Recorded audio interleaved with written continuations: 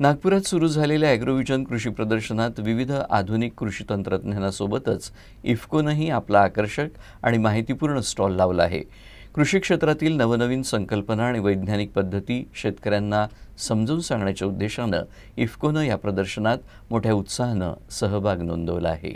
पहिल्याच दिवशी इफ्कोच्या स्टॉलवर शेतकऱ्यांची चांगलीच गर्दी पाहायला मिळाली। तज्ञांनी नॅनो डीएपीचा शास्त्रीय वापर, पेरणीपूर्वीचा बीजोपचार तसंच अत्याधुनिक पोषण व्यवस्थापन याबद्दल सविस्तर मार्गदर्शन दिलं।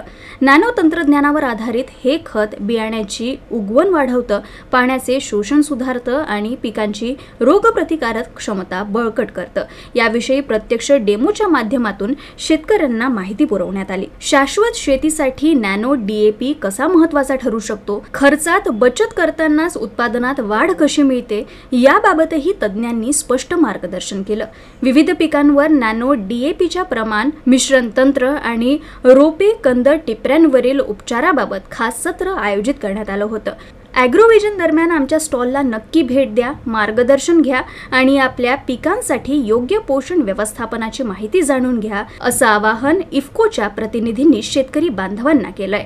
या कृषी प्रदर्शनातील E75 या इफ्कोच्या स्टॉलला सर्वांनी भेट देऊन या ठिकाणी इफ्कोच्या वतीनं जे वेगवेगळे नवीन प्रोडक्ट शेतकऱ्यांसाठी आपण आणलेले आहेत, नवीन तंत्रज्ञानाच्या माध्यमातून त्याच्यामध्ये nano urea, nano DAP, nano zinc, nano copper, त्यानंतर वेगवेगळ्या प्रकारचे जैविक खतं, त्याचबरोबर न्यूट्रॉक्स, सर्पाफोर हे जे काही नवीन प्रोडक्ट आपण शेतकऱ्यांसाठी नवीन तंत्रज्ञानाने उपलब्ध करून दिलेले आहेत।